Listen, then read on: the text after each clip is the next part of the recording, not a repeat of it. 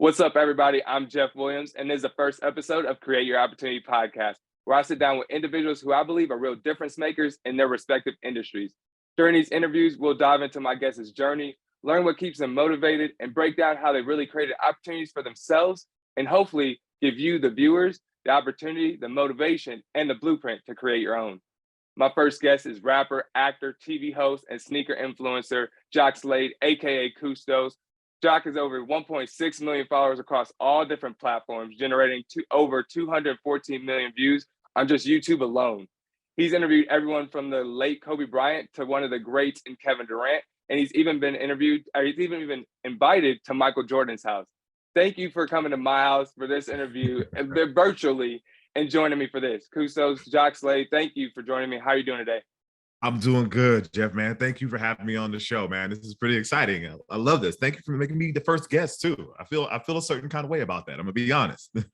No, I feel like it had to be you for multiple different reasons. We go way back. We met back in 2017, but also that was the first iteration of this interview style. I actually was able to come visit you at your set in 2017, and that was the first Create Your Opportunity interview, because this has been like a mini passion project for me for so long, and I'm just happy that you accepted being my first interview again, and that we're able to sit down and do this. So I'm just happy to catch up.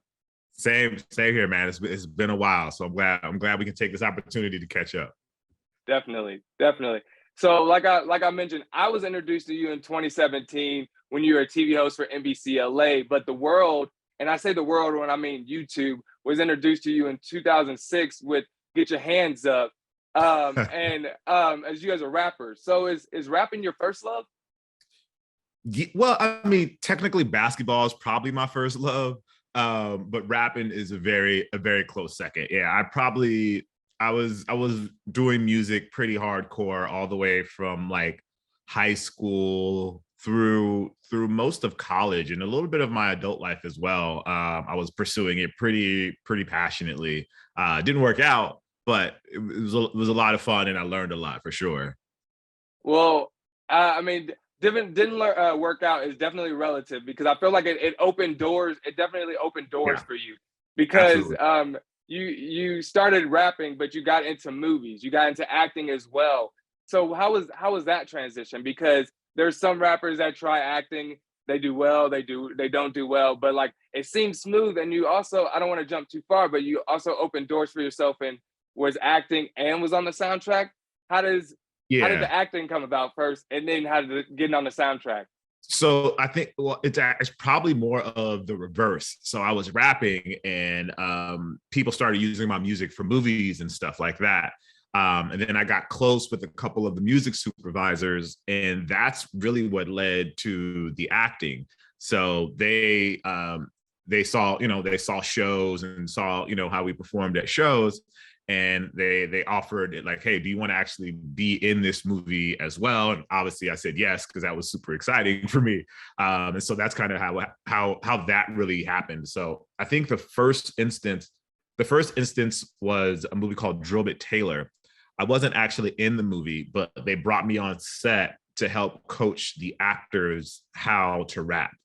So there's a freestyle battle scene. So I was coaching the kids how to freestyle battle. So that was my first exposure to being on set. And then after that, it led to a role in a movie, and then a role on a TV show as well. That's really cool. And one of the films that I saw, or that I saw that you're part of, is Walk Hard, and that with John C. Reilly. How was that experience? That's a big name actor, big name film, big opportunity for you to be in front of the screen and on the soundtrack. Yeah, so that was a really cool experience. Of all the things that I've done in film and television, that's probably the coolest of them all. So John C. Reilly played like an old school singer from back in the day, and then I played a rapper that samples his song and flips it into something else. Something totally different than what he made the song to be. The content, the theme, the storyline, all of that. I changed the whole thing. And so I started out with just writing the song, because they were going to have I wasn't going to play the role of the rapper originally. I was just going to write the song, and it was going to be on the soundtrack, and they were going to use the song in the movie. And then the director asked if I wanted to actually play the role in the movie as well, which I had to go do like a little test in front of him of what if I could act or if I could rap kind of thing. And that worked out. And then that ended up getting me a little small piece of that movie, a little piece of that movie. And it's probably the biggest thing I think that I've done as far as the music and rap world goes, and acting and film and television. And it's really fun. I got to meet John C. Reilly, super cool dude, super chill. Like he talked through some of the lyrics of the song with me. So it was pretty dope. It was amazing. That sounds like a really dope experience. And yeah, for sure. You kind of touched on it, and I was gonna ask, you've done so many different soundtracks for so many different projects from TV to film. Is there a favorite, or yeah? I would say Walk Hard is probably the favorite. A close second would be a lot of the stuff that I did for Community when Community was on TV. Like I wrote a song. I worked with Dan Harmon, and we wrote a song for Ken Jeong when he came back as a Spanish teacher. And so like that one was really fun because it was this like really hardcore rap song, but it's about him coming back as a teacher. So that was probably like the second funnest thing. And then we did a couple of different things on that show that were fun as well. But Walk Hard would probably be the favorite of them all. That's what's up. And I want to ask this question for people that might want to get into this industry, that love music, that love film. How did you kind of talked about it, but like, how do people get into that process? Do they have to like create music and then be found? Is there a process of like applying to be on a soundtrack? Like, how does that process start? Yeah, it's not necessarily applying. A lot of it obviously has to do with relationships and knowing the right people. I still have the same music manager from back then. So he knew a lot of people. And so with my music, I was just performing, and he was inviting people out to shows, and just like, I was just really focusing on the music, honestly. And he was inviting people out to shows, getting people to come see me, getting the album into people's hands, getting people to listen to the album. My music was relatively clean as well, which helped for me. Because in music and like for television and film, well, specifically television, there's no cussing. There's no foul language, so to speak. And then also I didn't use any samples in my music. So all of my music was original, which also helps because you don't have to get anything cleared. So I had all of those things kind of going for me, and the songs were good enough that they could make it into film and TV. And, I owned all of my masters, I owned everything. So I didn't have to get anything cleared or anything like that. And so all of those things kind of factored in my favor. It wasn't like, I can't say it was like one thing. It was like all of those little things kind of adding up to a thing. So when a music supervisor called and says, "Hey, we heard your song, Jeff's interview, and we want to use it for our TV show. Do you own it?" "Yes." "Are there any samples in it?" "No." "So you're a one-stop shop and we can clear with you?" "Yes." "Okay, perfect. Let's get it done." Like they don't want to have to deal with any of that stuff. From what I learned all this, after the fact, but that's really what it was. Like they want to be able to say, "Hey, can I use your song?" And you can say yes, and they don't have to worry about anything legally happening because they used your song. But again, no samples, no curse words, any stuff like that, and that they can just work with you and get it done. And so I'm gonna just add, this might be a naive question. If it's no samples, no cussing, you wrote all your songs in. Is that a correct assumption? Yeah, like I wrote all my songs. I didn't produce all of them, but I owned all of them. So that once it was cleared, I paid the producer and stuff like that. So I still got it cleared. So I wrote all of the lyrics on the song. So like you being a creative and writing your songs and kind of creating songs for yourself or for your audience. How is it creating songs, going from creating songs for yourself to creating songs for a movie or for a show specifically? Is it less creative or is it more creative? And I say this question because I watched an interview with Wiz Khalifa not too long ago, and he was talking about the song that he did for Fast and the Furious. and it was like he was given words, keywords, key like parts of the movie and everything. He said it was just easy for him because he knew exactly what he needed to talk about. It wasn't anything bad, it wasn't anything good. It was just like kind of I guess it was easier because he knew where he had like a lane to go in. So I always wanted to know, like, for a creative, especially for people that write your own lyric, is it easier, harder? What do you think about that? I don't think it's easier or harder. I think it's just working a different creative muscle because it also kind of depends on the purpose of the song in the movie. So, for instance, with the Wiz Khalifa song, he's just writing a song in general about that moment in the movie. You know what I mean? Mm-hmm. Like the song that I wrote for Walk Hard was for a specific character. So I had to write from that character's perspective as opposed to there's a moment happening right now and I need to get an emotion across. So I need to write a song about this certain emotion. So like that's also different. Or like if it's like for the Senior Chang thing, for Community, it's about that person. It's not from that character's perspective, but it's about that person. So I've got to tap into who is that character, who is that person, and what are some of the things that they would say, or what are some things people would say about him. So like you write the song from that perspective. So I think it's just a different creative muscle. It allows you. I think it's actually really great for a songwriter because it allows you to go outside of yourself. A lot of songwriters write songs from their own perspective and their own lived experience. But with like movie and TV stuff, you're writing songs from outside of your own perspective, and it's allowing you to look at things from a different angle. And really, I would say it pushes you to think differently, and that all will, go back into your own music when you're writing music and writing songs and thinking about different perspectives. So I don't want to say it's easier or it's harder, but it's just exercising a different muscle than you usually do, which is kind of cool because you can tell stories in a different way, especially if you're really a creative. Telling stories in a different way and seeing things from a different angle helps you as a creative in general.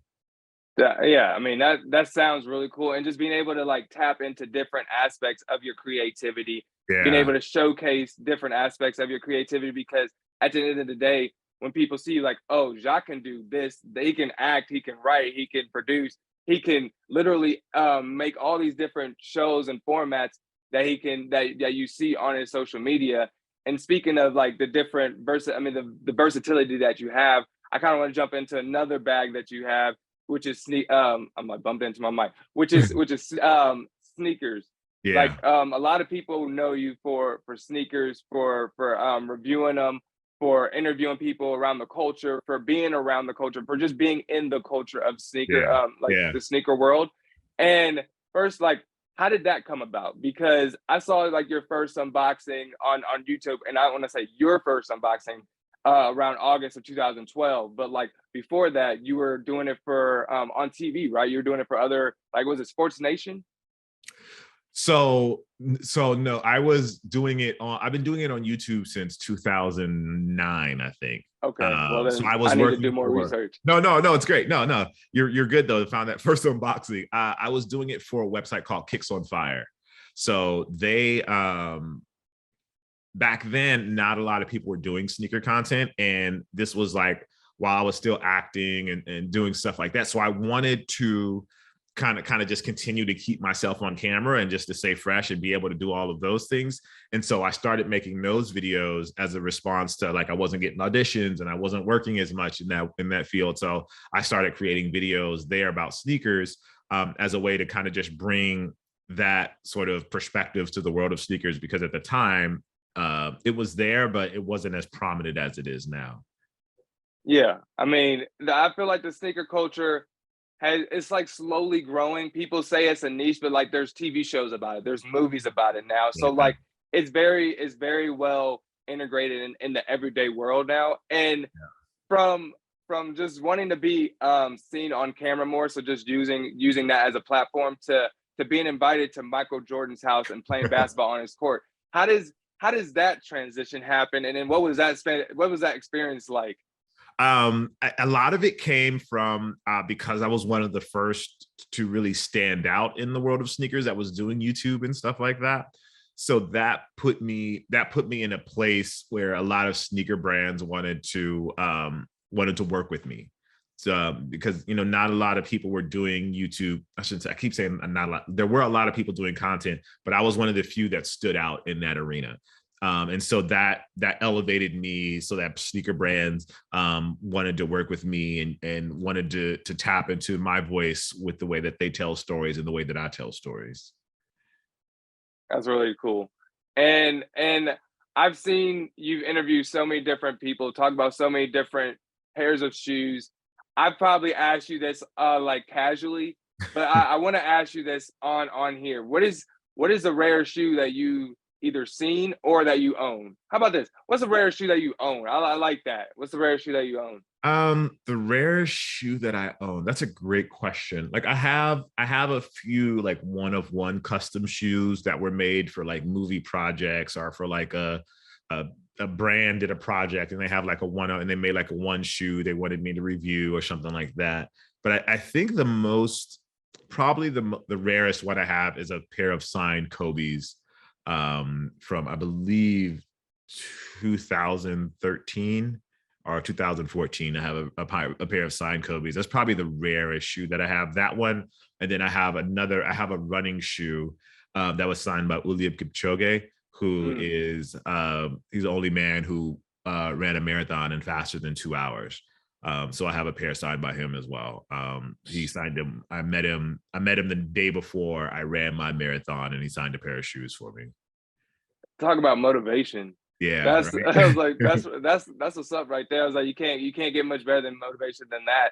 I was gonna jump to like a question about interviewing Kobe, but like being able to just be around two greats like that. What are like pieces you take from those interviews or those meetings? Because you've interviewed Kobe a couple times. Am I correct? Yeah. Okay, so yeah, like what are like pieces that you take from with those, because those are like greats in this world, and they're motivated, and they're kind of wired differently. People always aspire to have that Mamba mentality, but you got to talk to the Mamba himself. Yeah. I think that there's two things. One, from like starting with Kipchoge, I would say how humble he was. Like this is one of like the greatest athletes that the world knows, and he was just as cool, calm, collected, and humble as the next man. There was no air about him. There was nothing putting off. He was just a kind, a kind and humble man, and looked you in the eye when he talked to you. And then for Kobe, I think it's really a lot of the same thing, but it was more laser focused. Kobe had a laser focus and could make you feel like you're the only person in the room. And that's a special feeling for someone that's interviewing him, whether it's the first time or the 100th time. Like, he locks in on you, really listens to you. He answers your questions. He's knowledgeable. He understood the game of basketball. He understood marketing. He was very unique in this space when it comes to interviewing. I don't think I've interviewed anyone that was quite as aware, that was quite as honest, that was quite as understanding as Kobe was. That's really cool to hear. Just as a basketball fan, as an interviewer, just being able to hear about like Kobe's mindset, how he approached things, how he engaged with people, and how he connected with people in their interviews, because you're talking about a person that's met hundreds of thousands of people over his lifetime, and being able to just like connect with that person, make you feel like it's just one-on-one, no matter where you're at. That's special. That's really special. So that's cool to hear. And just before we transition off the sneaker world, because there's a lot when it comes to Jacques Slade. I want to ask you a question that I ask a lot of sneakerheads, because sometimes you see people with a lot of shoes but they don't wear them. Sometimes you see a lot of people with shoes and they actually wear them. Are you a sneakerhead that wears your shoes? Or are you one that like, here my shoes, you see them in the case, now leave them in the case? I'm a bit of a mix. While I will say I've worn most of my shoes, A lot of them have only been worn a couple times or once, or maybe once or two or three times. And then there's, I guess, and there's actually some I have that I haven't worn at all. So I'm an advocate for wearing your shoes, but I have so many that it's hard to wear all of them. Big first world problems, but I think most of that is because, just like anybody else, you find a pair of shoes that you really like and you wear that pair all the time. And that's kind of where I am. I have, probably, I'll say like 10 pairs that I rotate through pretty frequently. And so I often not forget, but I often don't think about the other ones that I have, like, oh, I should wear these today because I already know this is going to work with my outfit. So I was like, I don't go back in the archives as much as I should. To be like, oh, what about these? I should have wore those today. Like, so I would say I'm in the middle. I'm in the middle of the wear them and the collector phase. I'm somewhere in the middle of that. That's what's up. And then just hearing that, the most normal thing, like, you know what? I like these shoes. I'm gonna wear them continuously. I might have however many shoes over here, but these are my shoes. Yeah. So I was like, I totally get that.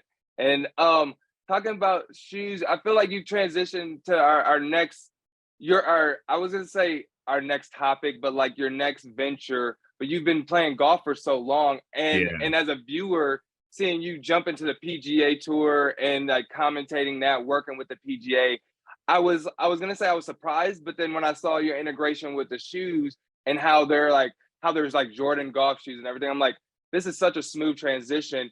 This is so smart. Like, why? I mean, it just made so much sense. So like, first off, like, how did you get into golf, and then how did you make that transition to for your content? So I actually got in golf through sneakers. So back in 2013 is when I started playing golf pretty regularly. And I got the TW13s, which is Tiger Woods shoe. This is when they I guess the second phase of Tiger Woods signature shoe career, and probably the most popular of the Tiger Woods shoe career. So I got those and I wanted to play in those. So I started just playing golf because I wanted to play in the shoes, and a couple of my buddies played. And so I kept playing with them. And then I just stayed at it, just played more and more and more, and got more serious about it and continued to play. And then more of my buddies started playing.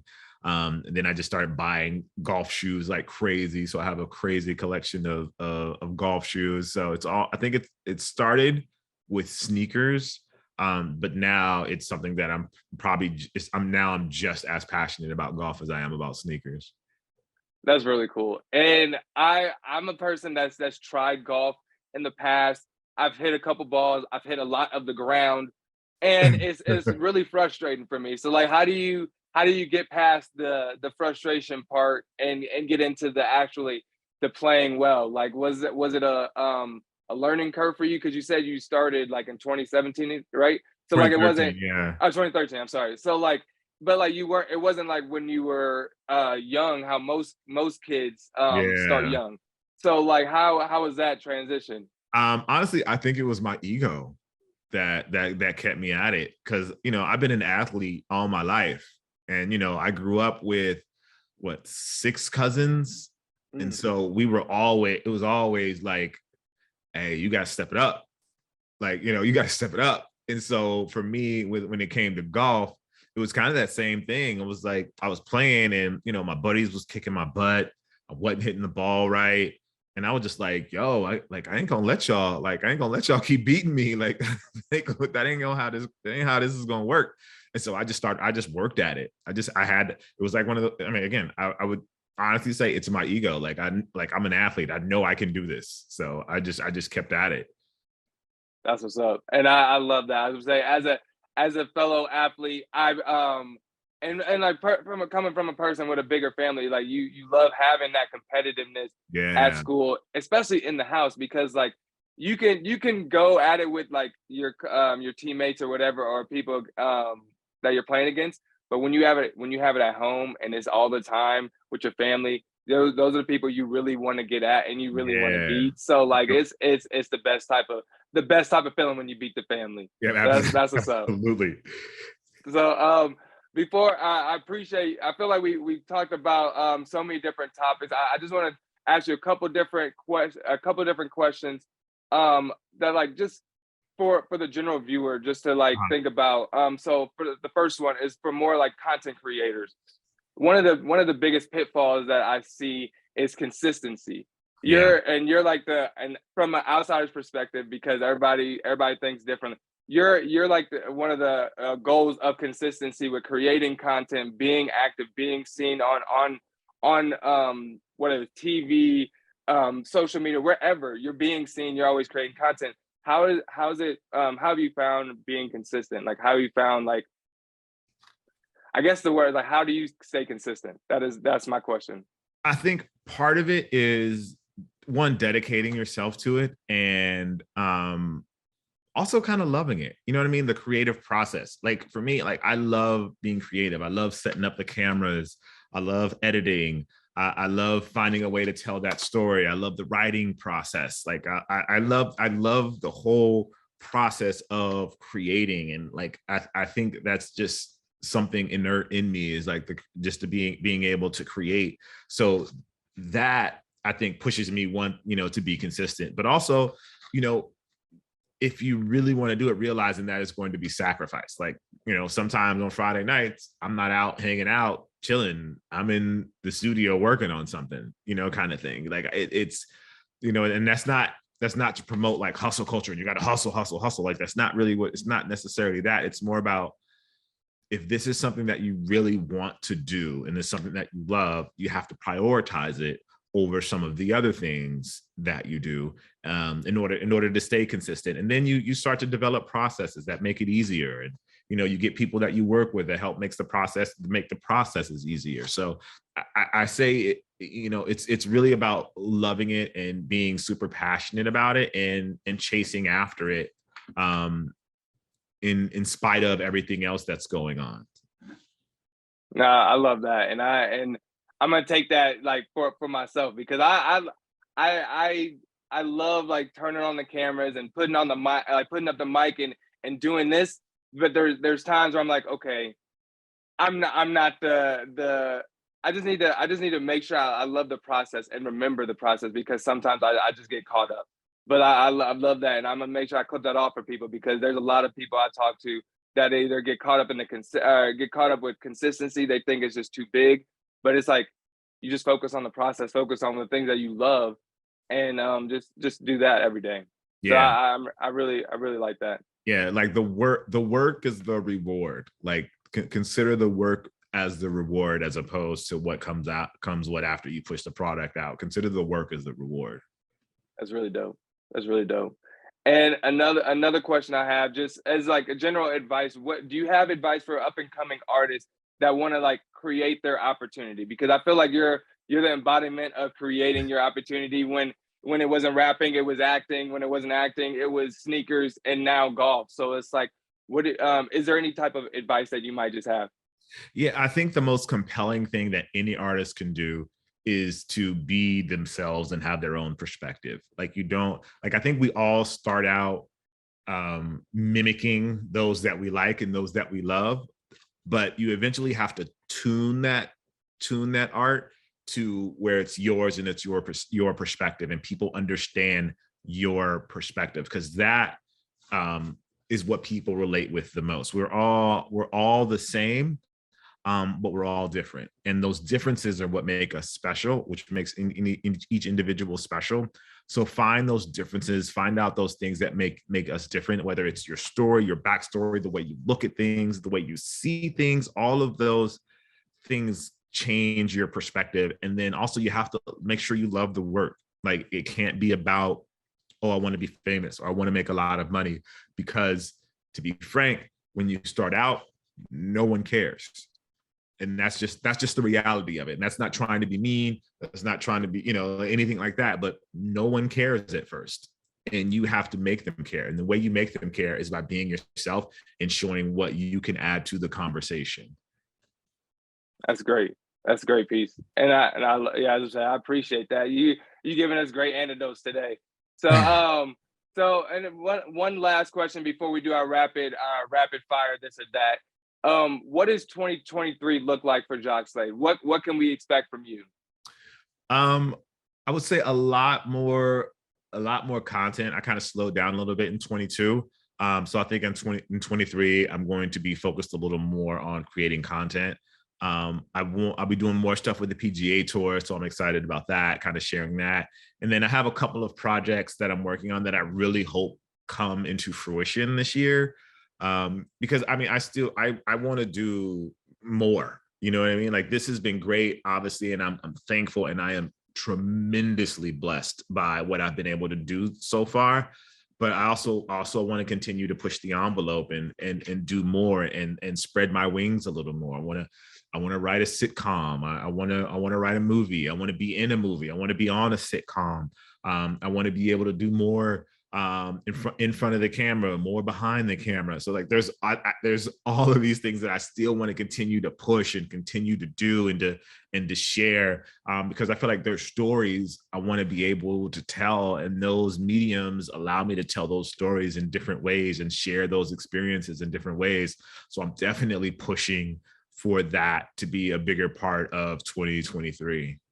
Well, I can't wait to see it. I can't wait to see you in the writer's room on set, and then supporting you when you're in those movies. So thank you. We're gonna speak into fruition. I love that. And then lastly, we're gonna play our rapid fire this or that sneaker edition, where I'm gonna ask you who you think has a bigger sneaker collection. Okay. There's either gonna be a mix of rappers or actors, and we're just gonna go rapid fire. Okay. So the first one, DJ Khaled or Chris Brown? Oh gosh. I'm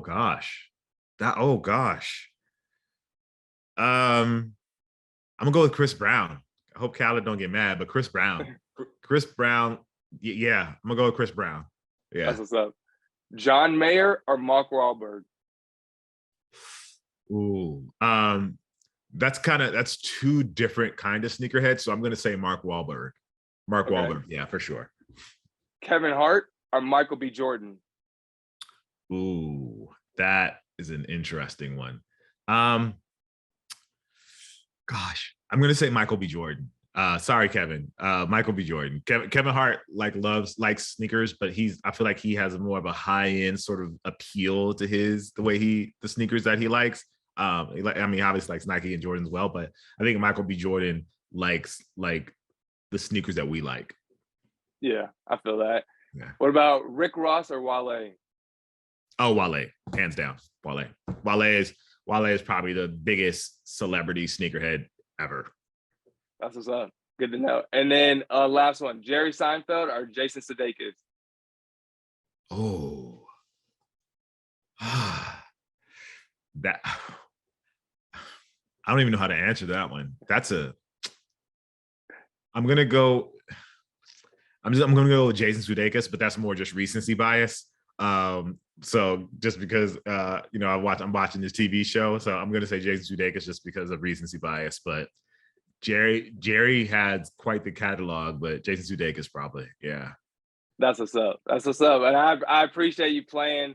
Yeah, I was gonna say there's so many different like celebrities that have different that are sneakerhead, because the sneakerhead culture is so big, and that's I mean, as a one thing that drew me to like your content. Obviously, I knew you outside of that, but it's just great to have you sit down during this interview. I appreciate you joining me. And just taking the time. I didn't want to take too much time out of your day. I know you're very busy, but like I really appreciate it. You dropped a lot of knowledge for us, and I think a lot of people are going to really take some great notes from this. Whether it's like creating their opportunity from the music to movies to acting to sneakers, or if like there's just so much to take from it. That's all I'm getting at, and I really appreciate you taking the time. Thank you, man. I appreciate you taking the time today. Your time is just as valuable as mine. And I know you be on your TikTok game. So I know I'm taking away from your TikTok time. So I appreciate you taking the time to do this interview today. Man, I love it. I appreciate it. And before we leave, where can people find you if they don't already know? I'm all over the internet. So Kustoo, Kustoo, everywhere, from TikTok to Snapchat to Bumble to Grindr, Kustoo everywhere. LinkedIn, all those places. Just search Kustoo, Kustoo. That's where you find me. Perfect. Yeah, that's you guys heard it right there. You guys can follow him at Cousteau. And I appreciate you guys joining, and we'll be back for the next episode. Have a good one.